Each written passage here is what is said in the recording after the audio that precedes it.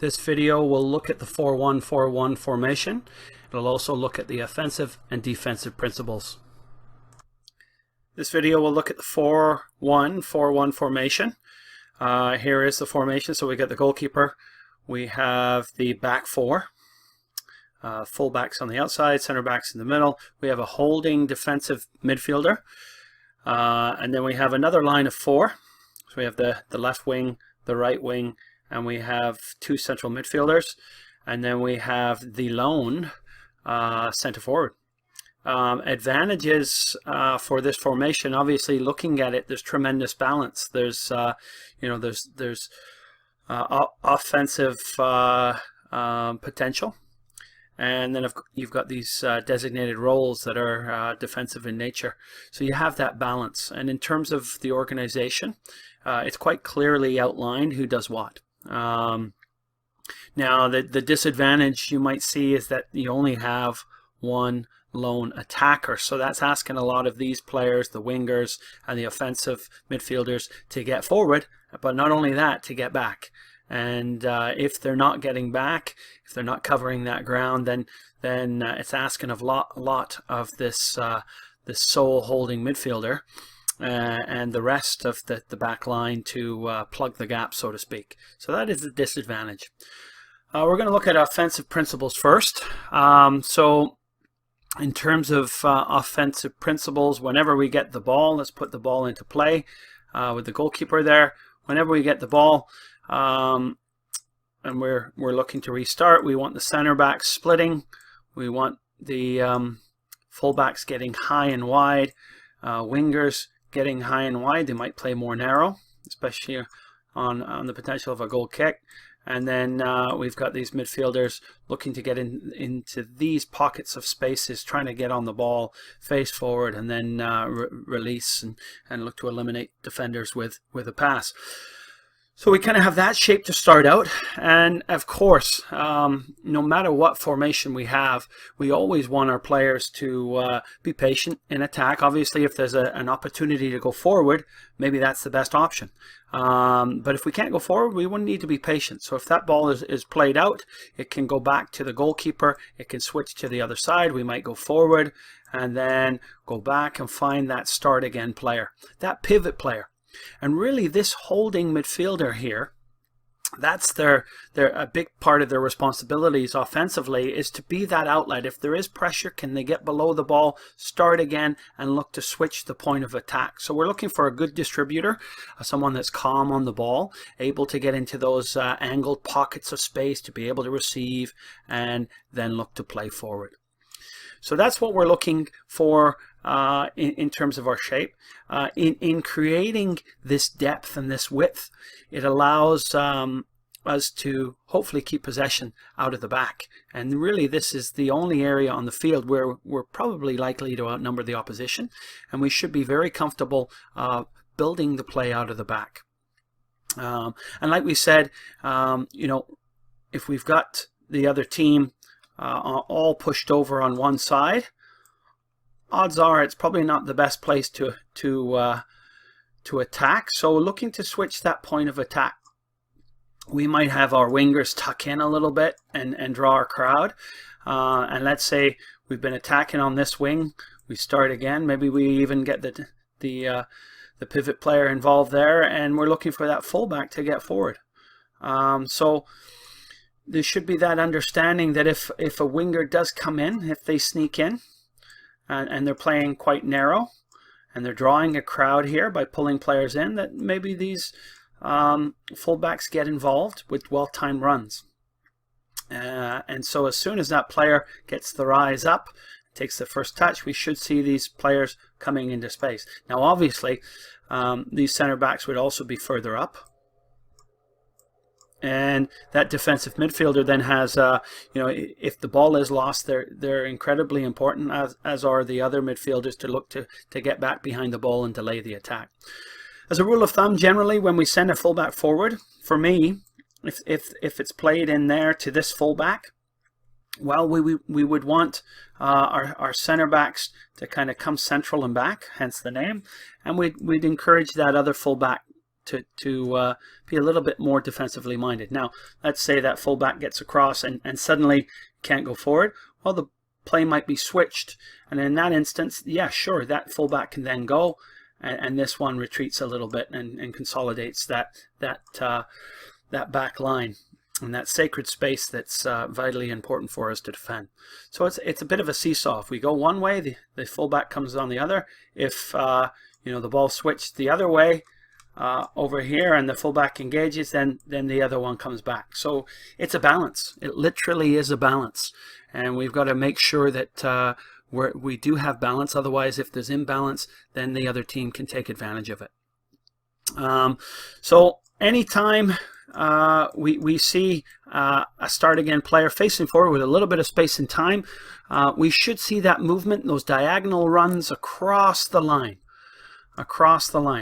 Players should be making these diagonal runs, looking to get played in behind. So that's critically important. The timing of the runs, the angle of the runs is vitally important.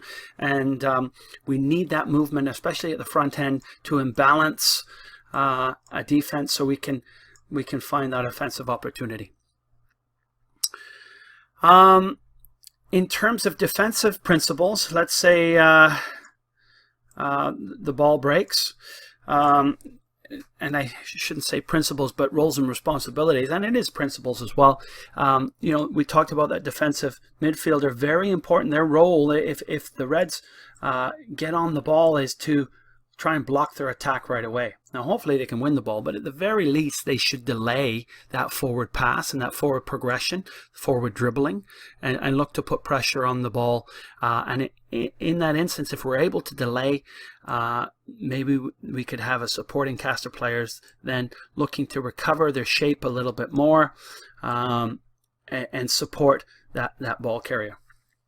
As a rule of thumb, let's say that the Reds have the ball over here. We need that first defender to put some pressure on the ball, and then we have our supporting cast coming across and ensuring that we're eliminating that space and time. If we have that first defender in there, the other players can change their angle of support defensively. And as a rule of thumb, we want to try and get all of our defenders into one quadrant. So we might have something like this going on. Now, that being said, a long ball over here might eliminate all those defenders. So these weak side midfielders have to be a little bit savvy. They have to ensure that they're looking at the ball carrier, and if that first attacker is squaring their hips in a certain direction, then these players might have to alter their positions quite quickly and read that danger. But for the most part, especially with younger age groups where the kicking power and length is not as far as some of the older players, can we get all those players in one quadrant to look to eliminate space and time? And if we do win the ball back, then we're looking to get in behind, maybe even start again so we can get our offensive shape, and then we're able to play. Let's say they get by us and they're all the way over here. Okay, we should see the back four. Back four, two center backs, fullback, other fullback, holding mid, the further forward midfielders, and our winger on that side. We should see that shape. And again, like we said over here, can we get all those players in one quadrant? Now, what we often see, especially at the younger age groups, we see this, where a player might be marking a player over here and allowing someone to get in behind. Now, that's called a lack of balance. There's no balance there. So one ball in there and this player could score. So very important, as a rule of thumb, that we have two players, two of the back four between the posts here. And in doing that, we don't give anything away. Okay? The weak side winger should be tucking into that middle line. This triangle right here should really be shifting together. So if the ball was switched all the way over to the other side, we should see that triangle, that tight triangle that intercepts passes and makes it very hard for them to go forward and play penetrative passes through the middle, should be getting across, as should be the back line. They should be shifting all the way across and looking to ensure that we're minimizing space and time. And as we can see here, we have the two defenders between the posts. And that's the keeper's responsibility to ensure that the defenders are providing that balance. And of course, the weak side winger would tuck in, and the striker would be there kind of to hopefully take away that backwards pass, because the last thing we want is for them to start again. And then switch that ball to the other side. So really the striker's responsibility is to kind of create a lateral block where that ball hopefully can't be switched to the weak side. So we look to contain them in an area, and if we have that pressure on the ball and it's predictable that they're going to pass into a certain location, then these players can then hunt in a pack together and look to win it back. So that's what we're looking for. These players that are not directly involved have two jobs. Their jobs are to block passing lanes, as we've mentioned, but also to be kind of in the vicinity of players to look to put pressure on. So let's say this player's got the ball here. Rather than marking a man like that and leaving a passing lane, we ask players to, first and foremost, to take away the forward options that are most dangerous, to block a lane, and at the same time be close enough so if that player does get the ball, they're in there right away, putting pressure on, denying them that forward progression. So two jobs for our players when they're not directly involved in the play. Can they block a passing lane and at the same time be tight to put pressure on the ball? Okay, so that is the 4-1-4-1. Very briefly, hopefully it's of use to you, and best of luck in your coaching.